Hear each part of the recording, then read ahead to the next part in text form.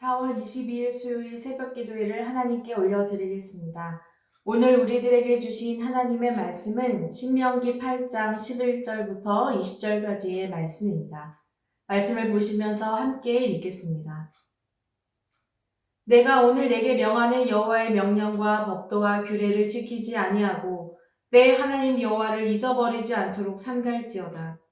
내가 먹어서 배부르고 아름다운 집을 짓고 거주하게 되며 또 내 소와 양이 번성하며 내 은금이 증식되며 내 소유가 다 풍부하게 될 때에 내 마음이 교만하여 내 하나님 여호와를 잊어버릴까 염려하노라. 여호와는 너를 애굽 땅 종되었던 집에서 이끌어내시고 너를 인도하여 그 광대하고 위험한 광야 곧 불뱀과 정갈이 있고 물이 없는 간조한 땅을 지나게 하셨으며 또 너를 위하여 단단한 반석에서 물을 내셨으며 내 조상들도 알지 못하던 만나를 광야에서 내게 먹이셨나니 이는 다 너를 낮추시며 너를 시험하사 마침내 내게 복을 주려 하심이었느니라. 그러나 내가 마음에 이르기를 내 능력과 내 손의 힘으로 내가 이 재물을 얻었다 말할 것이라.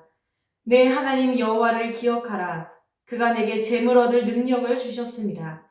이같이 하심은 내 조상들에게 맹세하신 언약을 오늘과 같이 이루려 하심이니라. 내가 만일 내 하나님 여호와를 잊어버리고 다른 신들을 따라 그들을 섬기며 그들에게 절하면 내가 너희에게 증거하노니 너희가 반드시 멸망할 것이라. 여호와께서 너희 앞에서 멸망시키신 민족들 같이 너희도 멸망하리니 이는 너희가 너희의 하나님 여호와의 소리를 청종하지 아니함이니라. 아멘. 하나님께서 우리를 통해 일하신다는 것은 참으로 놀라운 축복입니다. 그것은 하나님께서 당신의 나라의 일에 우리를 동참해 주신다는 것이자 그 일을 통해 하나님의 역사를 경험할 수 있는 귀한 은혜이기 때문입니다. 그런데 여러분, 인간이 가장 추악한 모습을 드러내는 순간이 있습니다. 그것은 바로 그 일을 통해서 자신을 드러낼 때입니다. 내가 했다고 하나님의 영광을 가리게 되는 것, 바로 그때 그 사람은 오히려 빛나는 것이 아니라 그 빛을 잃어버리게 되고 추락하게 되는 것입니다. 여러분, 우리가 세례 요한을 참으로 존경하고 그를 하나님의 위대한 사람이다 라고 말하는 데는 그가 바로 광야에서 외치는 자의 카리스마를 가졌기 때문만은 아닙니다. 겉으로 보여지는 사람들을 지도하고 또 사람들에게 매력을 주는 그런 개념의 카리스마를 가졌기 때문에 존경하는 것이 아니라 진정한 카리스마. 여러분, 카리스마는 은혜라는 뜻을 가지고 있습니다. 즉, 세례 요한은 진정한 은혜가 무엇인지를, 진정한 카리스마가 무엇인지를 아는 사람이었기 때문에 우리가 그를 존경하는 것입니다.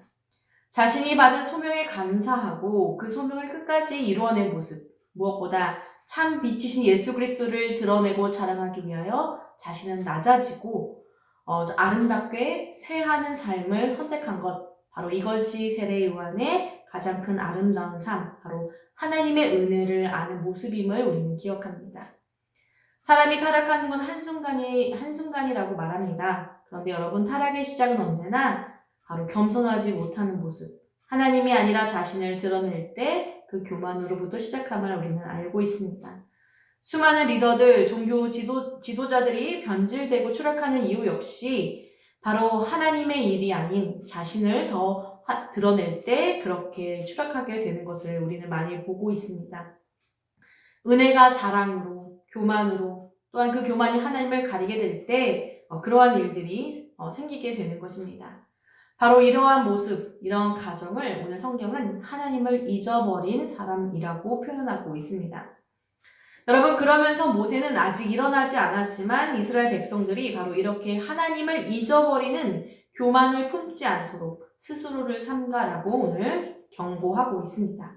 11절의 말씀을 보면 내가 오늘 내게 명하는 여호와의 명령과 법도와 규례를 지키지 아니하고 내 하나님 여호와를 잊어버리지 않도록 삼갈지어다 라고 말하고 있습니다. 여러분, 우리는 이 말씀을 통해 하나님의 명령을 지킨다는 것은 단순히 그 행동을 지켰다라는 것이 다가 아니라는 것을 알 수 있는데요.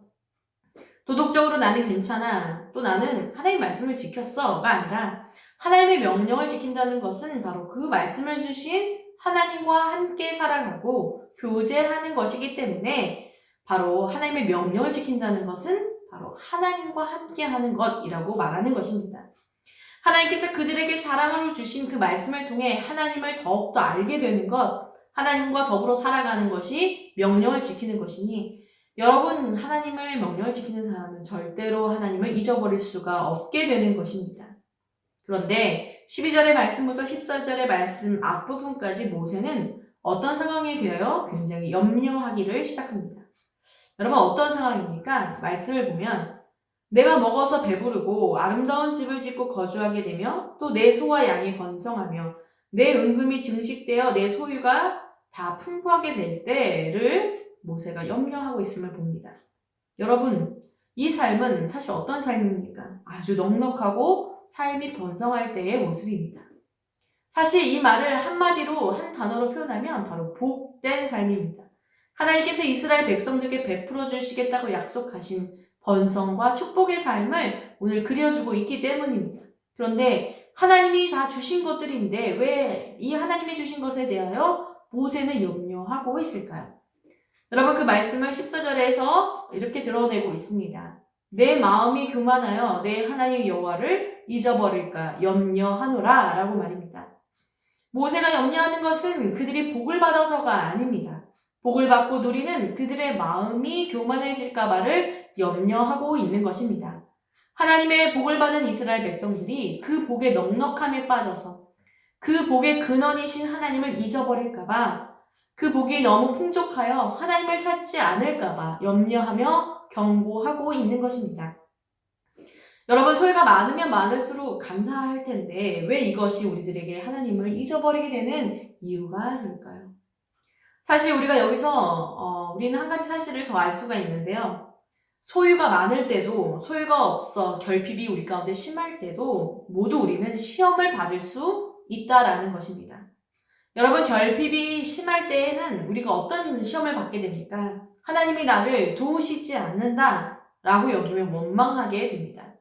부족함이 없을 때는 어떻습니까? 모든 것이 언제나 영원할 줄 알고 하나님 없이도 나는 잘 살 수 있어 라고 착각하게 됩니다. 다시 말해 우리를 살아있게 하시고 우리를 살아갈 수 있게 하시는 분인 바로 하나님을 바라보지 못하는 것, 이런 교만에 우리가 빠질 수 있게 된다라는 것입니다. 그런데 여러분, 하나님은 이미 이스라엘 백성들이 결핍했을 때 이미 그들을 도우셨습니다. 어떻게 도우셨습니까? 14절 후반의 말씀에 이렇게 되어 있습니다. 여호와는 너를 애굽 땅 종되었던 집에서 이끌어내시고 라고 말입니다.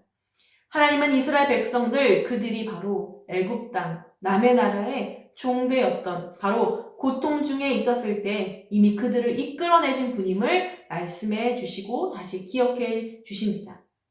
하나님은 바로 이 말씀을 통해 우리에게 두 가지를 알려주십니다. 하나님은 바로 그들을 선택하셨다라는 것이고요. 또 하나는 바로 그들의 신분을 종에서 자녀로, 종에서 자유자로 변화시켜 주셨다라는 것입니다. 그들이 단 한 번도 가질 수 없었던, 그들이 그들의 능력으로는 절대로 소유할 수 없는 바로 그러한 신분으로 살아갈 수 있게 하신 것입니다. 그러니 그들이 결핍할 때 하나님은 그들의 삶에 없는 것이 아니라 그들이 가장 고통 중에 있을 때 하나님은 그들을 구원하셨다라는 것을 다시 기억하게 하신 것입니다. 두 번째로 말씀을 보면 하나님은 어떠한 분이라고 묘사되고 있습니까? 바로 광야에서 그들을 인도하신 분이다라고 묘사하고 있습니다. 여러분, 광야는 어떤 곳입니까? 스스로 살아갈 수 없는 곳입니다. 만약 이스라엘 백성들이 광야에서 스스로 살아가야 했다면 아마 이미 그들은 광야에서 죽었을 것입니다. 그들의 눈으로 보기에 광야에는 길이 없었기 때문이죠. 더구나 오늘의 말씀처럼 불뱀과 정갈이 정말 많이 있는 죽음의 위협이 도사리는 곳이 광야일 뿐만이 아니라 생명을 유지시켜줄 물조차 찾을 수 없는 곳이 바로 그 광야였습니다.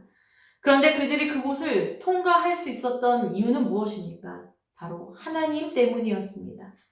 우리에게 불가능했던 모든 일이 하나님은 가능할 수 있는 일이 되어서 물이 없는 곳에 물을 내어 마시게 했을 뿐만이 아니라 그들의 조상들은 한 번도 경험해 본 적이 없는 하늘의 양식, 즉 만나를 주어 매일 하나님이 공급하시는 손길을 경험할 수 있었습니다. 결핍을 통해 바로 그들이 배운 것은 이것입니다. 하나님이 아니었다면 지금의 나는 없었을 것이다 라는 말입니다. 그 어떤 것도 하나님 없이 된 일이 없었기 때문입니다. 여러분, 우리는 때로는 이렇게 생각합니다. 내가 노력했기에 이만큼 살았다라고 말입니다. 내가 있었고 내가 열심히 살아왔다고 말이죠. 물론 광야에서 우리는 고생했습니다. 뜨거운 햇빛을 겪어야 했고 목마름과 배고픔을 겪기도 했습니다. 언제 닥칠지 모르는 죽음의 위협 앞에 놓여 있었고 특별히 앞길을 전혀 알 수 없다는 그 두려움 속에서 그 공포를 언제나 겪어야 했습니다. 나름대로 힘들었고 참아왔던 길임은 분명합니다. 그러나 여러분, 그것만 있었다면 절대로 이스라엘 백성도 우리도 여기까지 오지 못했을 것입니다.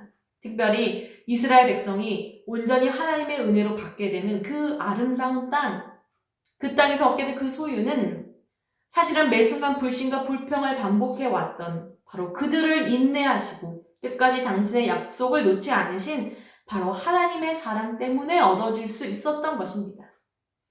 여러분, 저와 여러분에게도 마찬가지입니다. 보이던 보이지 않던 하나님의 사랑이 없었다면 저와 여러분은 여기까지 있을 수 없었을 것입니다. 여러분, 그리고 또한 하나님이 계시지 않았다면 우리의 삶의 미래, 소망, 비전 역시 없었을 것입니다. 이스라엘 백성이 얻게 된 그 약속의 땅은 처음부터 하나님의 계획 아래 하나님이 약속하시고 주어주신 선물이기 때문입니다. 하나님이 없다면 우리의 삶도 없고 우리의 미래도 없는 것입니다. 그러니 하나님이 우리의 삶에서 우리가 하나님을 우리의 삶에서 배제한다면 잊어버린다면 사실은 우리 역시 없는 것과 마찬가지다라는 뜻입니다. 그러나 여러분, 이스라엘 백성들이 그것을 잊어버리고 하나님이 주신 복에 취해서 하나님을 잊어버리게 될 때 그들은 이렇게 고백할 수 있다라고 모세는 경고합니다. 17절의 말씀, 그러나 내가 마음에 이르기를 내 능력과 내 손의 힘으로 내가 이 재물을 얻었다 말할 것이라. 여러분, 마치 모세는 앞을 내다보고 있는 것처럼 그렇게 이스라엘 백성들에게 또 우리들에게 경고하고 있습니다. 여러분, 내 능력과 내 손의 힘을 주장한다는 것은 무엇을 의미합니까? 바로 지금 자신들이 누리고 있는 것이 내 것이라고 주장하는 것입니다. 내 재능으로 얻었어, 내 땀으로 얻었어 라고 말하는 것입니다. 그런데 여러분, 그것이 내 것이다 라고 생각하는 순간 여러분, 그것은 내 것이 되는 것이 아니라 오히려 우리가 그것의 노예가 되기가 쉽습니다. 그것을 빼앗기지 않으려 하고 내려놓지도 못하게 됩니다. 그리고 그것이 결국 우리들의 우상이 되게 됩니다. 만약 이 모든 것이 내 것이 아니라 하나님의 것임을 우리가 알게 된다면 어떻게 될까요? 이 모든 것은 다 하나님의 선물임을 깨닫게 됩니다. 그리고 하나님께서 나에게 맡겨주신 것이라는 것도 알게 됩니다. 따라서 우리는 그것을 감사로 여기고 청지기의 마음으로 그 모든 소유를 관리할 수 있게 되는 것입니다. 내게 주어진 것이 적을 수도 있고요. 많을 수도 있겠지만 이것이 내 것도 내 능력으로 얻은 것이 아니기에 우리는 부족할 때는 하나님이 내 삶을 채우실 것을 믿게 되고요. 넘칠 때는 넘치게 하신 그 이유를 분별하며 하나님의 뜻에 맞게 사용할 수 있도록 기도할 것입니다. 또한 소유에 집착하는 또 소유를 의지하는 삶이 아니라 하나님을 신뢰하고 하나님의 은혜에 감사하게 될 것입니다. 사랑하는 여러분, 사단이 우리들에게 주는 유혹 중에 가장 큰 유혹이 무엇입니까? 바로 교만입니다. 즉, 나를 의지하고 나의 능력과 나의 힘을 높일 수 있게 하는 것, 바로 이것만큼 달콤한 유혹이 없을 것입니다. 그러나 하나님은 바로 그러한 유혹 앞에 서 있는 저와 여러분에게 이렇게 말씀하십니다. 18절의 말씀, 내 하나님 여호와를 기억하라. 그가 내게 재물 얻을 능력을 주셨음이라. 아멘. 내가 그토록 자랑하고 싶어하는 나의 재능, 나의 노력, 나의 힘은 결국 누가 주신 것입니까? 바로 하나님이 우리들에게 주신 선물입니다. 하나님이 살아있게 하시니 우리는 생명을 유지할 수 있고 하나님께서 나에게 재능을 주시니 그 재능을 가지고 살아갈 수 있으며 하나님을 섬길 수도 있게 되는 것입니다. 또한 하나님이 힘을 주시니 그 힘에 맞는 일을 하며 우리의 삶을 유지시킬 수 있었던 것입니다. 나라는 존재 자체는 하나님 없이 설명할 수 없는 것입니다. 왜 그렇습니까? 우리는 창조주이신 하나님의 피조물이기 때문입니다. 여러분, 무엇이 복입니까? 내 소유가 많아지는 것이 복일까요? 그렇지 않습니다. 하나님을 기억하는 것, 하나님의 은혜를 아는 그런 카리스마를 갖는 것이 진정한 복입니다. 하나님이 광야를 통과하게 하시면서 그들을 훈련시키시고 교훈하셨던 것이 있습니다. 바로 하나님께서 16절의 말씀에 이는 다 너를 낮추시며 너를 시험하사 마침내 내게 복을 주려 하심이었느니라 라고 말한 것입니다. 여러분, 하나님이 광야를 통해 알게 하신 것은 바로 우리의 연약함을 의지하는 것이 아니라 바로 강한 구원의 팔인 하나님의 손을 의지하라라는 것이었습니다.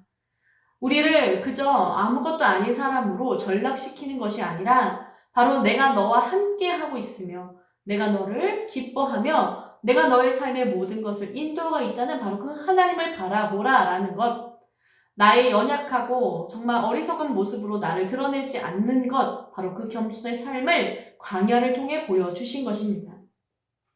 그렇다면 여러분, 광야에 있는 우리들이 기억해야 할 것은 단 하나밖에 없습니다. 나의 결핍을 구원하시고 채우실 하나님의 은혜, 바로 하나님의 힘입니다.